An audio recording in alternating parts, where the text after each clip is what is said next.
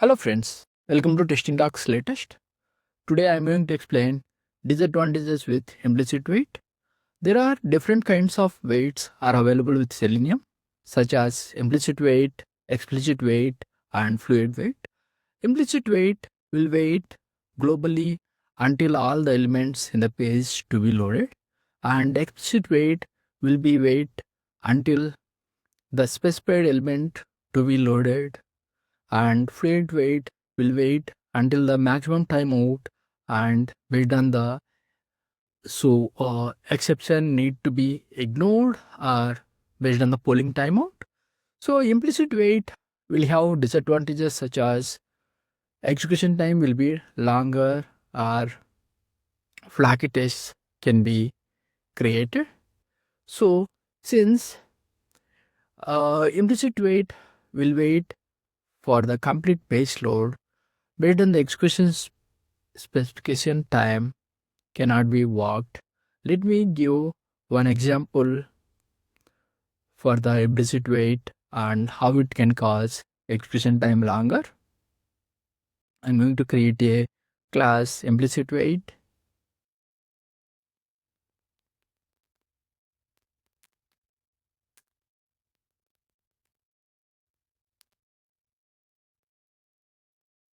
Let me use a test annotation and creating a method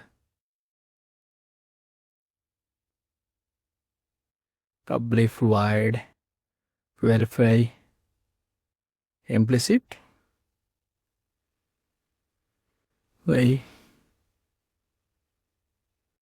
and let me import a test annotation, and I'm going to define WebDriver with the name as driver and assign null, and let we import WebDriver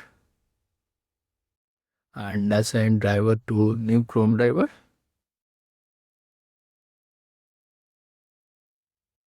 As I'm using Selenium 4.3 and not use system.set property, let me import Chrome driver. Now I'm using a website demo webshop licenselist.com to launch using driver.get.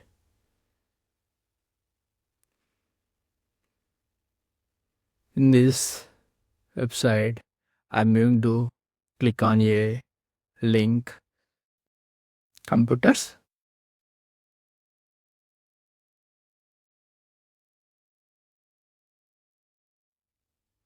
Copy link you can use. Now using driver.find element by export, I'm going to identify the element.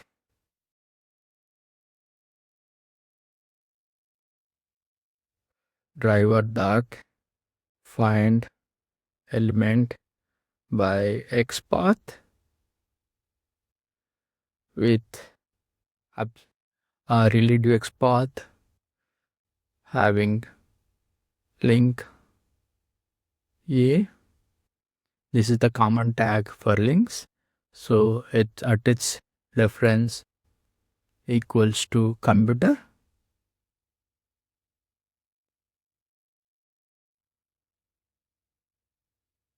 At its reference equals computers.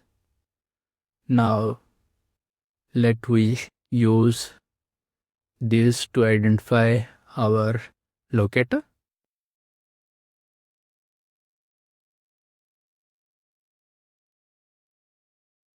And then So when we click on element computers, we'll wait for the next wait with the element which is not as part of the page.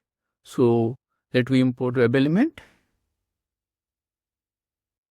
and click on it, and waiting for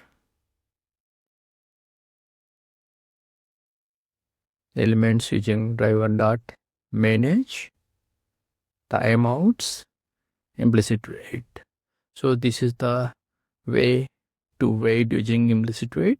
So I'm specifying duration of seconds 60. And now we're going to try to identify one element which is not present, element not exist. So this has a H reference 234. So I expect this is not a part of this page, because this kind of H reference could not be part of this screen. So computers 2, 3, 4, 5, something like that. So element not just exist to be clicked. So let we execute our test, and before that even we can use try catch to find the exception.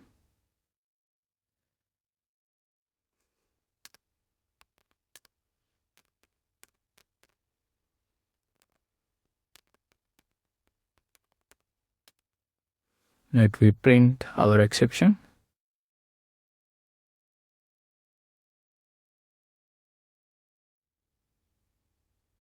Ex.get message can be used to print the exception.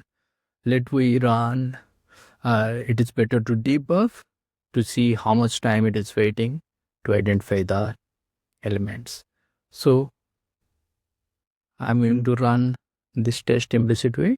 Let we draw this to test folder, because we are running from test.implicit wait. So it is dropped. Now I'm going to run this test, and I already specified implicit wait as part of the test suite. Run as test ng suite. As we see, test already started running. We can even debug the test for clarity. So let me see how much time it is taking. It is click on computers, and still test is running. So it is trying to identify for the element which is not exist as part of our page. So this will cause the execution time longer. If you specify some management time such as 60 seconds, our test will wait such time. So whenever the objects are not identified during the execution, it will wait for the max time until all the objects to be loaded, so that it can cause increased wait times, and sometimes uh, it will be cause flaky tests. So that it is better to use explicit wait or fluid wait for the automation execution. See, it is taken long time, and so that no such element unable to locate the element. So this is the drawback with implicit wait. That's why most of the frameworks don't use implicit wait for the usage. Subscribe my channel for the latest interview questions and tutorials.